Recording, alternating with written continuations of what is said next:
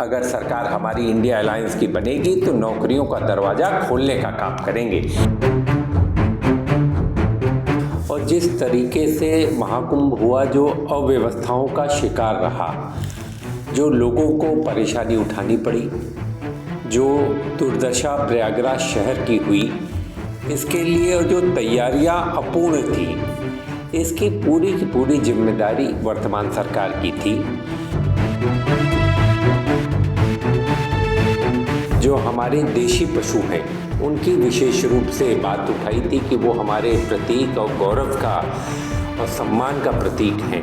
आप ये देखें, बड़े पैमाने पर गौकशी से या अन्य जानवरों के वध से सरकार उसका जो है निर्यात कर रही है और पैसा उससे कमा रही है। आज हमारे साथ हैं उज्ज्वल रमन सिंह जी, जो किसी परिचय के मोहताज नहीं हैं। पूर्व में समाजवादी पार्टी से भी जुड़े रहे हैं और पर्यावरण मंत्री भी रहे हैं। तो आज जो प्रयागराज की स्थिति है और जो इन्होंने कुछ मुद्दे उठाए थे संसद में, उस पर चर्चा करेंगे। बहुत बहुत स्वागत है सर आपका। जैसा कि हम प्रयागराज में हैं और प्रयागराज आस्था का वह संगम है जहां देश विदेश से लोग आते हैं और बहुत सारी चीज़ें सर जानेंगे कि प्रयागराज जो आस्था की नगरी है।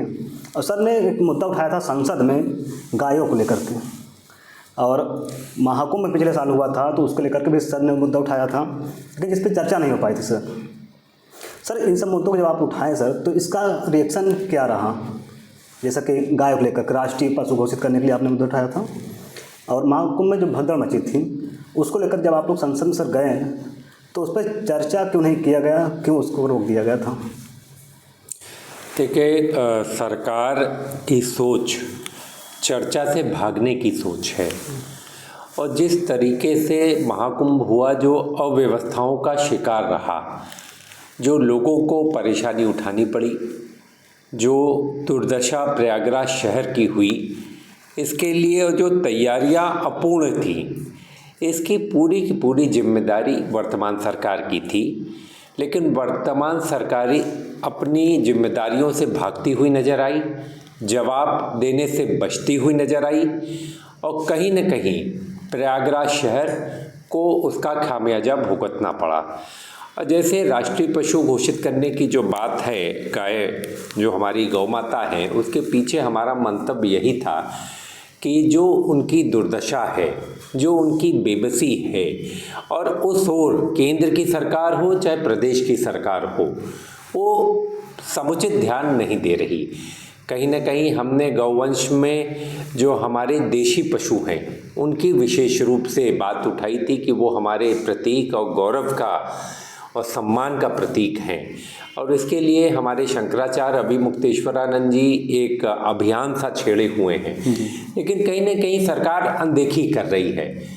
आप ये देखें, बड़े पैमाने पर गौकशी से या अन्य जानवरों के वध से सरकार उसका जो है निर्यात कर रही है और पैसा उससे कमा रही है। हमारा कहना है कि इसको रोका जाना चाहिए, ये पैसा कमाने की चीज़ नहीं।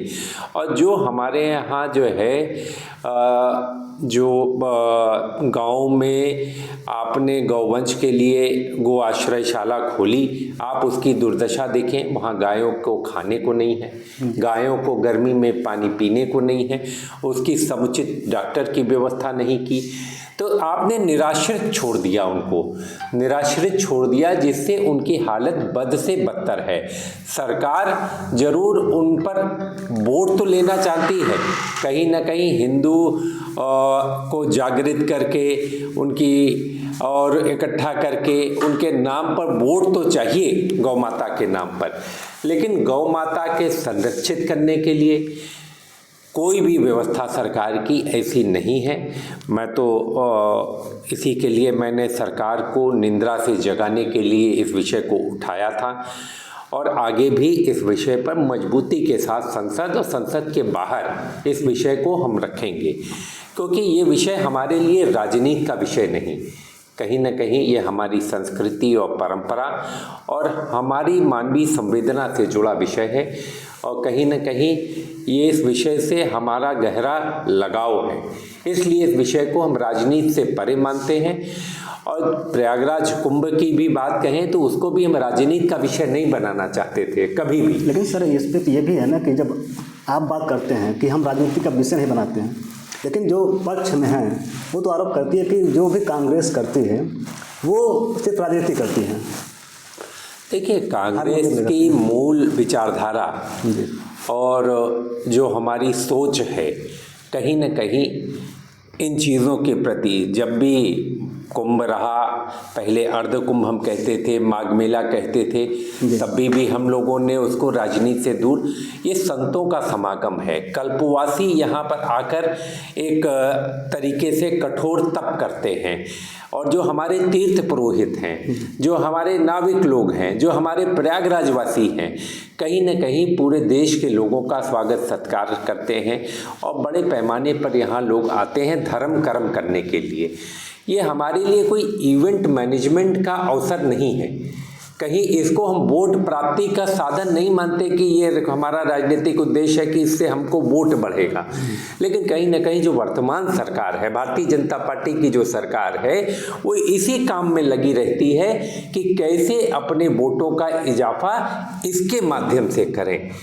और मैंने हमेशा इस बात को कहा है, ये नगरी दान और पुण्य की नगरी है, दान देने से पुण्य होता है। लेकिन भारतीय जनता पार्टी यहाँ उल्टा कर रही है, वो प्राप्त राजनीतिक लाभ लेना चाहते हैं इसके माध्यम से। यहाँ कुछ दान नहीं कर रहे, यहाँ दान नहीं कर रहे तो इनको पुण्य मिलने वाला नहीं है, ये हमारा मानना है।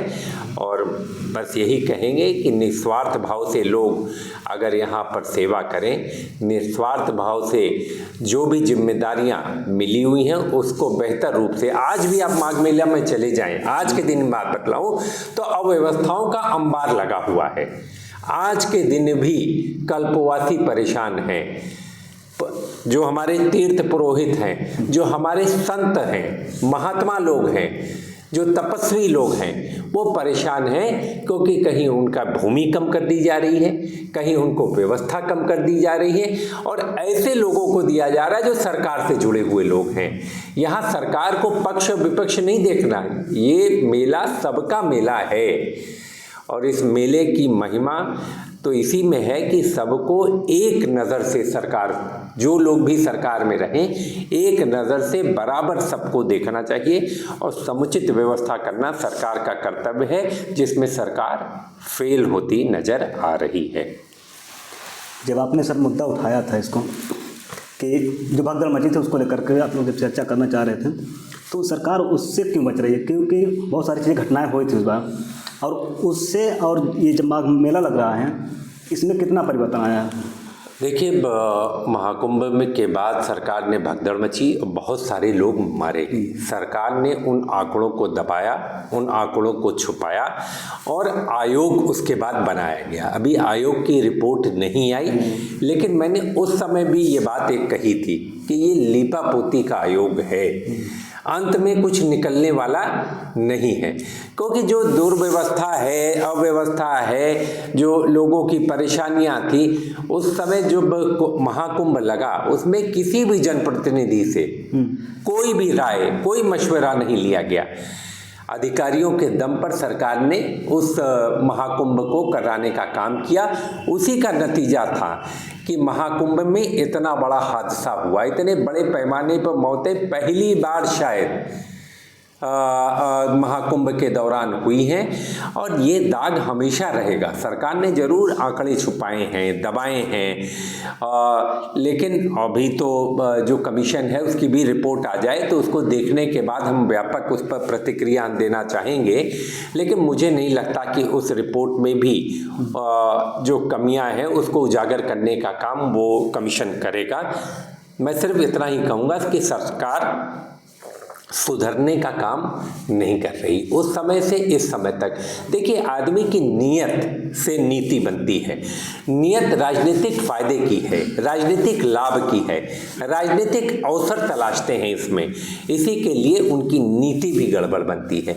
अगर नीति होती कि एक नज़र के साथ जो कल्पवासी हैं, जो तीर्थयात्री हैं, जो दूर दूर से यात्रा करके जो है इस क्षेत्र में, मेला क्षेत्र में आते हैं पुण्य के लिए, दान के लिए, पुण्य के लिए। सोचिए उनकी आस्था, और उसकी आस्था पर भारी क्या पड़ता है? सरकार की अव्यवस्था। तो सरकार अभी भी जो बेहतर व्यवस्था हो सकती थी वो करने में अक्षम साबित हो रही है, ये मेरा मानना है। एक चीज़ और देखा जा रहा है कि समाजवादी पार्टी जो है वो लगातार भागीदारी अपनी दिखाती नजर आती है, चाहे माघ मेला हो चाहे कुंभ हो, लेकिन कांग्रेस का ऐसा कुछ दिखता नहीं है सर। आप देखिए, आप कांग्रेस सेवा दल का लगता है आप लोग शिविर नहीं देखते। कब से शिविर है? जब से आप पैदा हुए होंगे उससे पहले से शिविर लग रहा है। हाँ। कभी जाकर कांग्रेस सेवा दल का शिविर देखिए, और आज से नहीं, न मालूम कितने साल हो गए और लगातार वो सेवा दल का शिविर है। और बाकायदा जब मेला चलता है, अर्धकुंभ, कुंभ में व्यापक सहभागिता है। और मैं तो आप लोगों को आमंत्रित भी करूंगा कि आप आइए, 10 तारीख को हम लोगों का आयोजन जो है गंगा के तट पर सेवा दल का कार्यक्रम है, आप आइए, आपका वहाँ पर स्वागत है। और आप देखिए और इसको देश के लोगों को बताइए कि कांग्रेस सेवा दल के लोग खाली इसलिए नहीं कि हम को राजनीतिक लाभ है और प्रचार प्रसार, लेकिन लोगों को बताइए कि कांग्रेस के लोगों की उपस्थिति कितने बड़े पैमाने पर यहाँ पर है। राजनीतिक लाभ लेने के लिए नहीं, ये हमारा विश्वास है। इस विश्वास के तहत हम वहाँ जाते हैं कि लोगों की सेवा के भाव से, कि जो दीन हैं, जो हीन है, जो परेशानी में है, जो दुख दर्द में है, उनको सेवा दल के जो हमारे जो कार्यकर्ता हैं वो उनकी मदद करने का काम पूरे मेले में करते हैं।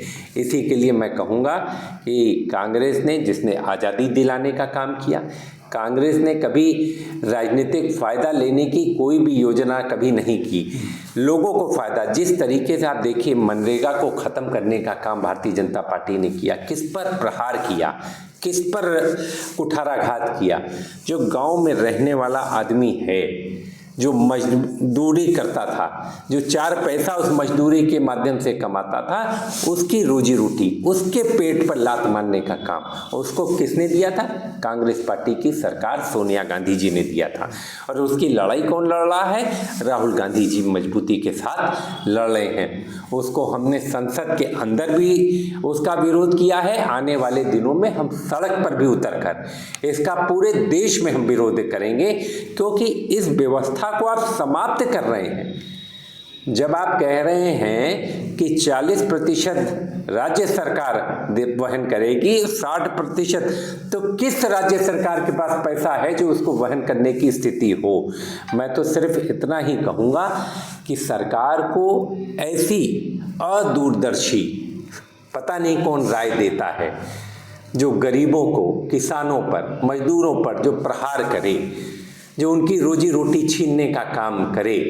तो कांग्रेस पार्टी हमेशा गरीब मजदूरों के साथ, हमेशा किसानों के साथ, हमेशा नौजवानों के साथ, हमेशा महिलाओं का जहां मामला आता है तो मजबूती के साथ राहुल गांधी जी, नेता विपक्ष लोकसभा, आपको खड़े मिलते हैं। ये उन्हीं की वजह से आप देखिए, उन्होंने सरकार को विवश किया। सामाजिक न्याय की जो व्यवस्था संविधान में है उसमें जातिगत जनगणना की बात राहुल गांधी जी पहले दिन से कह रहे हैं। सरकार विवश हुई कि नहीं हुई? आप भूमि अधिग्रहण कानून को देखिए, 4 गुना किसान को मिल रहा है, तो इसके पीछे कौन नेता है? इसके पीछे नेता है राहुल गांधी। अगर आप देखें जो किसानों का काला कानून था, निश्चित तौर से पंजाब हरियाणा के किसानों ने मजबूती के साथ, लेकिन इस लड़ाई को केंद्र में मजबूती के साथ अगर संसद में लड़ने का काम किया तो राहुल गांधी जी ने किया। तो राहुल गांधी जी विवश करते हैं भारतीय जनता पार्टी की सरकार को कि ऐसे काम न करिए, और उनके फैसले वापस लेने पर मजबूर करते हैं।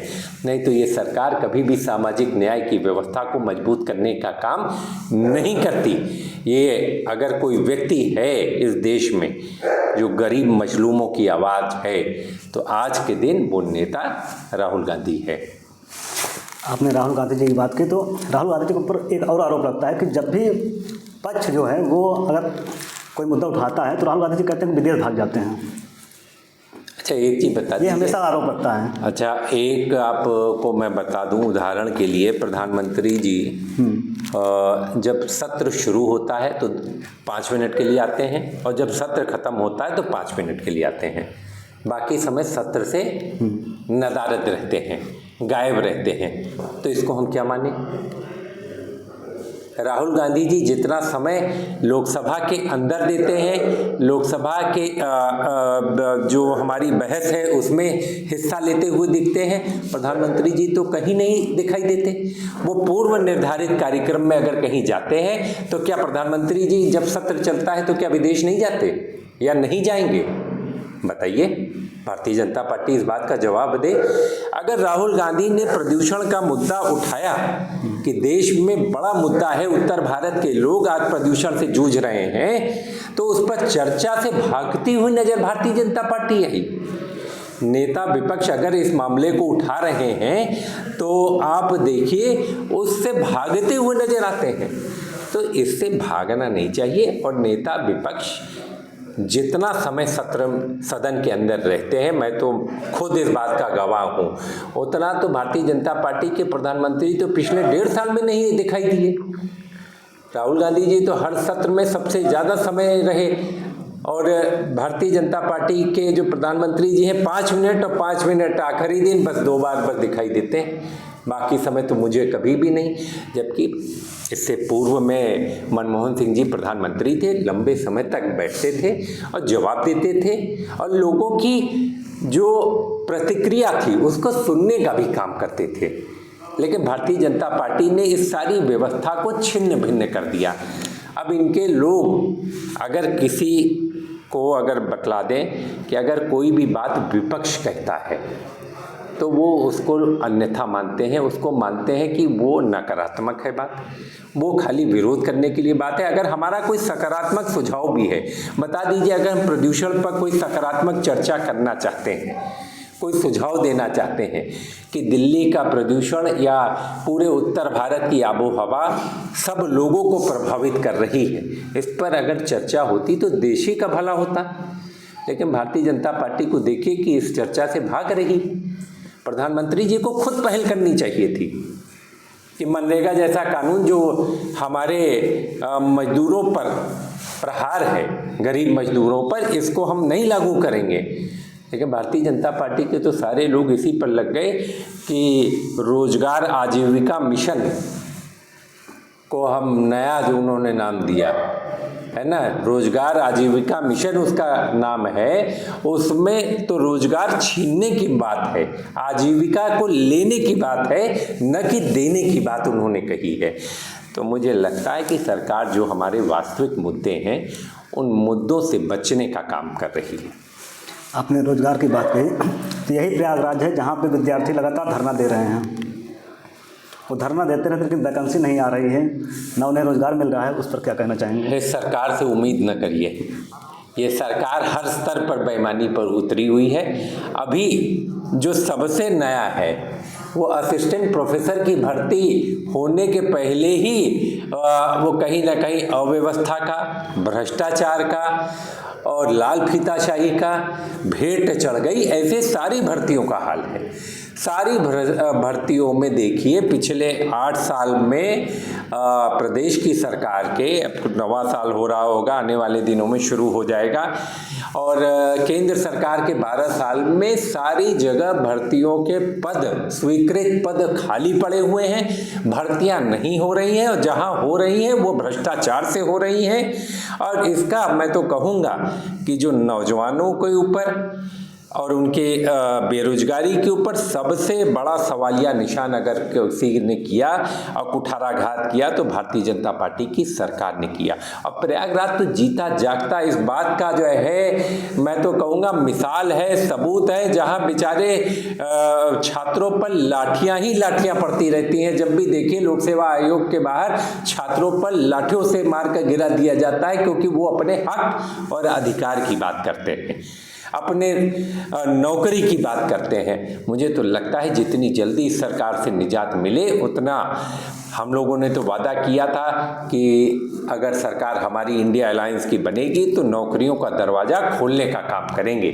आज प्रयागराज में सबसे बड़ी समस्या नौकरी की है, स्वास्थ्य विभाग का टोटा है। यहाँ पर कोई बढ़िया अस्पताल नहीं जहाँ पर आप गंभीर रोग से अगर आप बीमार हैं तो उसका आप इलाज करा सकें। मैं तो सोनिया गांधी जी का, राहुल गांधी जी का धन्यवाद दूंगा कि उन्होंने कमला नेहरू हॉस्पिटल में 225 करोड़ 250 करोड़ रुपए का नया कैंसर संस्थान में नई बिल्डिंग जो है, जो टाटा ट्रस्ट के सहयोग से बनाने जा रहे हैं, 250 करोड़ में एक नई बिल्डिंग के साथ एक नई व्यवस्था जो है जो कैंसर के रोगियों को लाभ देने का काम करेगी। इसके लिए हम आभार व्यक्त करना चाहते हैं प्रयागराज वासियों की तरफ से सोनिया गांधी जी का और राहुल गांधी जी का, जिनके बदौलत इतना बड़ा जो है निवेश हुआ। ये सरकार चाहती तो निवेश करवा सकती थी 250 करोड़ रुपया, लेकिन सरकार की तरफ से कोई पहल कैंसर की बीमारी के लिए, आज गांव-गांव चले जाइए, लोग कैंसर से पीड़ित हैं। किससे पीड़ित हैं? हार्ट से पीड़ित हैं, किडनी की बीमारी से पीड़ित हैं, लिवर की बीमारी से पीड़ित हैं, और इसका कोई इलाज प्रयागराज में नहीं है। कहाँ जाते हैं? जाते हैं दिल्ली, जाते हैं बम्बई, जाते हैं लखनऊ, जाते हैं। और जब हम मांग करते हैं कि प्रयागराज में एम्स होना चाहिए, तो हमारे स्वास्थ्य मंत्री जी क्या लिखते हैं कि प्रयागराज को एम्स की ज़रूरत नहीं है। तो प्रयागराज को भारतीय जनता पार्टी की भी ज़रूरत नहीं है, ऐसी सरकारों की भी ज़रूरत नहीं है जिसको प्रयागराज की चिंता न हो, जिनको हमारे नौजवानों की चिंता न हो। प्रयागराज शहर को आगे बढ़ाने की इसी भारतीय जनता पार्टी की सरकार में, प्रदेश की सरकार में 8 सरकारी दफ्तरों का पलायन लखनऊ हुआ। प्रयागराज की गरिमा के और उसके अस्तित्व के साथ खिलवाड़ भारतीय जनता पार्टी ने करने का काम किया है। मैं तो कहूँगा कि प्रयागराज वासियों, आप देखिए कि आपके साथ कितना बड़ा खिलवाड़ ये भारतीय जनता पार्टी कर रही है, भारतीय जनता पार्टी की सरकारें कर रही हैं। कि एम्स पर जवाब आता है कि प्रयागराज को ज़रूरत नहीं है, देश के कोने कोने में खुल जाएगा, छोटी छोटी जगहों पर खुल जाएगा, लेकिन जब प्रयागराज मांगेगा एम्स तो कहा जाएगा कि यहाँ आवश्यकता नहीं है। तो प्रयागराज के लोगों को का दर्द है, पीड़ा है, उनको भी समझना चाहिए कि हम आपकी इस आवाज़ को उठाते रहेंगे जब तक प्रयागराज में एम्स नहीं आएगा, तब तक इस लड़ाई को हम लड़ते रहेंगे। ये बस मैं कहना चाहता हूँ। और इस सरकार की जो व्यवस्थाएं हैं वो पूंजीपतियोयों के पक्ष में हैं। अभी जो नया सर्वेक्षण आया है उसमें आया कि 1% व्यक्तियों के पास 55% दौलत इस देश की है। बता दीजिए, गरीब और अमीर की खाई को लगातार बढ़ाने का काम भारतीय जनता पार्टी ने किया है। असमानता बढ़ती जा रही है, जो समता मूलक समाज की व्यवस्था छिन्न भिन्न होती जा रही है। तो इसलिए मैं सिर्फ इतना ही कहूँगा कि भारतीय जनता पार्टी की सरकार से अब आप उम्मीद मत करिए। ये न गौ की रक्षा के लिए सक्षम है, न गंगा को बचाने के लिए सक्षम है, न हिमालय को बचाने के लिए सक्षम है। जिस तरीके से अरावली को ख़त्म करने की योजना इस सरकार की थी, ये तो सोनिया गांधी जी ने अगर लेख न लिखा होता और चर्चा में न आया होता तो ये भारतीय जनता पार्टी उस मंसूबों में कामयाब हो जाती कि अरावली को भी कहीं न कहीं खनन के लिए दे दिया जाता और बड़े पैमाने पर उद्योगपति उन पहाड़ों को भी साफ कर देते। इसलिए ये भारतीय जनता पार्टी अक्षम सरकार के रूप में साबित हुई है और इस सरकार को जाना ही बेहतर होगा। आपने अरावली की बात की, तो आप उत्तर प्रदेश सरकार में पूर्व में पर्यावरण मंत्री भी रहे हैं, और इस समय पर्यावरण की क्या स्थिति है प्रयागराज में? ये प्रयागराज ही नहीं, पूरे उत्तर प्रदेश और पूरे भारत में मैं कहूँ, पूरे भारतवर्ष में सरकार का समुचित ध्यान पर्यावरण की ओर नहीं है। पर्यावरण का संकट है, पर्यावरण का दोहन हो रहा है। और मैं जैसे हिमालय की हमने बात कही, वहाँ 6000 देवदार के पेड़ों को काटा जा रहा है इको सेंसिटिव जोन में। और किसके नाम पर काटा जा रहा है कि 4 धाम के लिए ऑल वेदर रोड बनेगी। आप बताइए, इतने बड़े पैमाने पर भूस्खलन हो रहा है, बादल फटने की घटनाएं हो रही हैं, ये क्यों हो रही हैं? इसके पीछे मूल कारण क्या है? जो पेड़ों को काटा जा रहा है। कहीं ना कहीं हम खिलवाड़ कर रहे हैं जो हिमालय की जो व्यवस्था है उसके साथ। इसके कारण आज खतरा मंडरा रहा है। पहाड़ों में जो तापमान है वो 5 डिग्री तापमान बढ़ गया। उससे क्या हुआ, जो हमारे ग्लेशियर हैं, जहाँ से गंगा नदी निकलती है, वो भी ग्लेशियर आने वाले दिनों में छोटा होता जा रहा है। तो तो कुछ दिनों में आज से 50 साल बाद क्या होगा? जो गंगा नदी है उस पर सबसे बड़ा खतरा है कि कहीं ना कहीं ये बरसाती नदी में तब्दील न हो जाए, क्योंकि सरकार का ध्यान इस ओर नहीं है, उसको तो दोहन करना है, पूंजीपतियों को फायदा कराना है। आप बतला दें कि अंधाधुंध पर्यटन की वजह से पूरे हिमालय की व्यवस्था खत्म होती चली जा रही है। उसी तरह प्रयागराज में भी देखें, बड़े पैमाने पर रोडें बनी, लेकिन किसी भी रोड पर पेड़ लगाने का काम नहीं हुआ। मैं तो गडकरी जी से मिला था, यहाँ से चाक घाट तक चले जाइए, इलाहाबाद से मिर्ज़ापुर तक चले जाइए, दोनों रोडों पर किनारे पर पेड़ लगाने का इन्होंने वादा किया था। कहीं पर भी हरी पट्टिका नहीं है। इन्होंने जगह तक नहीं छोड़ी कि जहाँ पर पेड़ लगाए जा सके। वो उस जगह पर भी रोड बना दिया जहाँ पर पेड़ लगाने की व्यवस्था होनी चाहिए थी। तो सरकार पर्यावरण के साथ खिलवाड़ कर रही है। आने वाले दिनों में जो हम लोगों पर खतरा मंडरा रहा है, हमारे आने वाले बच्चों पर जो खतरा मंडरा रहा है, वो खतरा वास्तविक है कि गंगा नदी के साथ साथ हमारे वन क्षेत्र कम होते जा रहे हैं, प्रदूषण बढ़ता जा रहा है, आबो हवा खराब होती जा रही है। अब जीना मुश्किल होता चला जाएगा आने वाले दिनों में, अगर सरकार ने, और सरकार को इस बात की चिंता नहीं, सरकार को चिंता किस बात की है? पूंजीपतियों की ताकत, पूंजीपतियों की दौलत, अब पूंजीपतियों का एकात्मवाद कैसे देश में एक तरीके से स्थापित हो, वो उसको स्थापित करने में पुरजोर तरीके से लगी हुई है। तो मुझे लगता है कि सरकार को अपनी इस नीति को फिर से सोचना चाहिए और फिर से लौट कर आना चाहिए कि मूलभूत जो आदमी की ज़रूरत है वो साफ हवा, स्वच्छ पानी अगर हम दे दें तो इससे बड़ी नियमत कुछ नहीं हो सकती। लेकिन मेरी बस सरकार से यही उम्मीद है कि आप सोच समझ करके भविष्य को देखते हुए कोई फैसला करिए।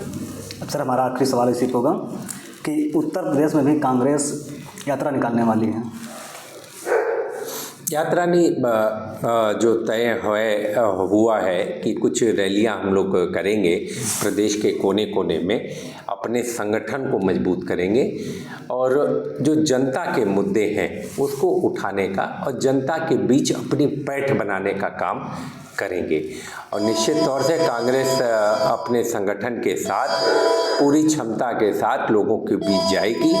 लोगों के वास्तविक मुद्दे, चाहे बेरोजगारी, चाहे रोजगार का हो, चाहे पेपर लीक का मामला हो, चाहे रोजगार में भ्रष्टाचार का मामला हो, या किसानों के मुद्दे हों, जिस तरीके से यूरिया और डीएपी की कमी पूरे सीजन में रही, आज भी चले जाइए तो हमारे यहाँ जो सेंटर हैं 2200 रुपये की जगह जो है आज किसान मजबूर है कि 1600 रुपये 1700 रुपये पर अपनी धान बेचने के लिए। इन मुद्दों पर हम अपनी आवाज़ को उठाते रहेंगे और लोगों की लड़ाई को लड़ने का काम कांग्रेस पार्टी करती रहेगी। बहुत बहुत धन्यवाद सर हमसे बात करने के लिए। धन्यवाद आपका।